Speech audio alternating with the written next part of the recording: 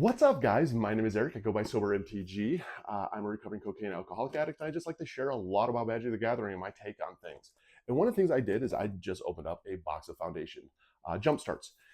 If you didn't watch the pack opening video, it's the one before this, and I want to just go through like the best pulls that I got out of it. I think it's always cool to go through pulls. I don't think people realize when I rip cards, like I love ripping cards.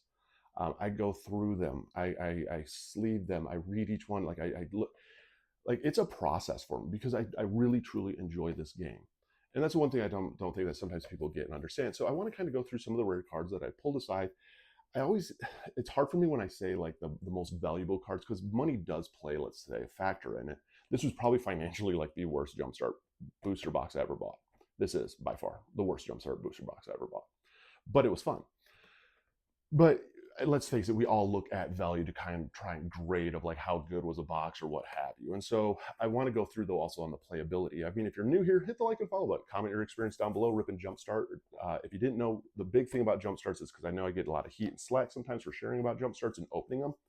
They weren't designed to just rip packs. I get that. These were designed 20 packs or 24 packs to play with somebody else. You take 2 packs, they take 2 packs, you rip them open, you have 40 cards each and you play. That's how they were designed. But some of us do actually like to just open up cards, and I do. And these are very affordable still. So you can still buy these for about $100. And I love the anime art. That's my big thing that draws me to. I love the anime art in these. And I love the artwork in them. And I love foundations.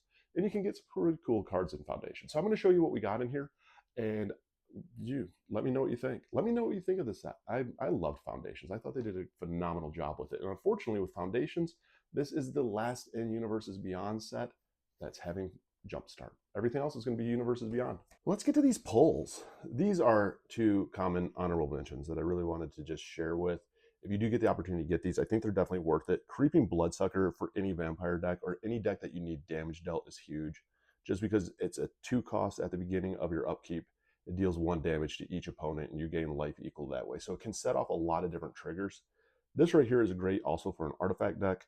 Just because Thoughtcast, it is 4 in an island, but affinity for artifacts. So you draw 2 cards. So essentially, depending on when you pull this and when you might need it, you're probably not going to be paying the 5 for it. But again, these are just 2 really good cards. They are commons in here. And let's get to the pulls. So first off, these are actually worth more than a majority of the cards in there. And these are actually uncommon. So General is great just because whenever 1 or more goblins you control attack, create a 1/1 goblin creature that's a token, tapped and attacking.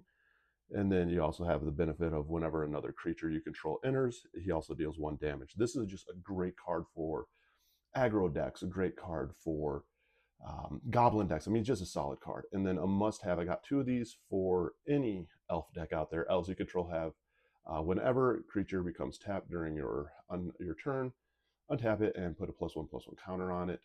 This ability triggers only once each turn. Great, 2 great cards here that are actually uncommons.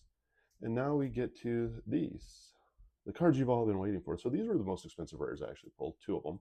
Same card, Death Touch Flying. Whenever a player sacrifices a non-token creature, create a 1/1 black insect creature with flying. Now, this can make a great commander. This can make it one of those very toxic commanders. It just kind of depends on what you want to do because whenever an insect, slug, leech, slug, or worm you control attacks, defending player loses a life, you gain 1 life. A lot of different trigger aspects you can go with it. A lot of avenues you can go with this right here. Next is this right here, which I actually really wanted. So it's a Pegasus. If you're doing like a unicorn deck, this totally works, but you can have it as a commander. I think this is a great commander. Flying Lifelink. Whenever you cast a Pegasus, unicorn, or horse creature spell, copy it. The copy becomes a token. Other Pegasus, unicorns, and horses you control get a +1/+1. This is just a fun card. I mean, who doesn't want this as a commander? You know what I mean? I mean, come on. Next is Leaf Crowned Visionary. So it's just a normal creature, but the one thing that's nice with this is other elves you control get +1/+1. And whenever you cast an elf spell, you may pay 1 force. If you do, draw a card. So it can become a really cool draw engine too. That part's kind of cool about it. Next part is, oh, hey you. What you looking for? Oh, it's so funny. I'm hearing. Pause it? I can cut it. I heard this thump and I looked and I'm like, huh, and I thought it was a cat, and then I looked again and I was like, that's a big fucking cat. When did we get a dog? Mm. Mm. Yeah. Yeah, yeah, yeah, yeah. Mm. Do stamps? No. We don't? Nope. I'm all out of stamps actually. Mm-mm.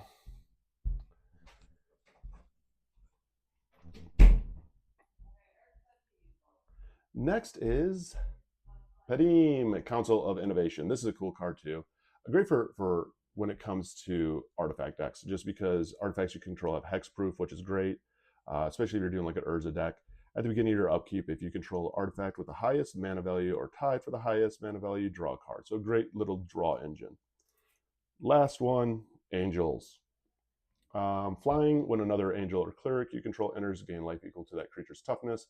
As long as you have at least 7 more than your starting life total, creatures you control get +2/+2, and it's pretty cheap to cast. Again, another great card. These are just some of the fun cards that you could pull out of Jumpstart. And again, I understand that Jumpstart isn't meant to rip packs. Because I'm still, I've shared about Jumpstart before, and people are like, it's not meant for that. I know it's not. But it's meant to have fun, and that's the whole key behind it. So if you haven't pulled any Jumpstart and you want to play some Jumpstart with friends, definitely worth it. I definitely recommend it. And if you like content like this, hit the like and follow button. I do my best to share and just share my joy of Magic the Gathering with you, because that's what it's all about. I think just the more that we can just share fun and share how to keep this affordable, the better it is for everyone. And at least that's my opinion.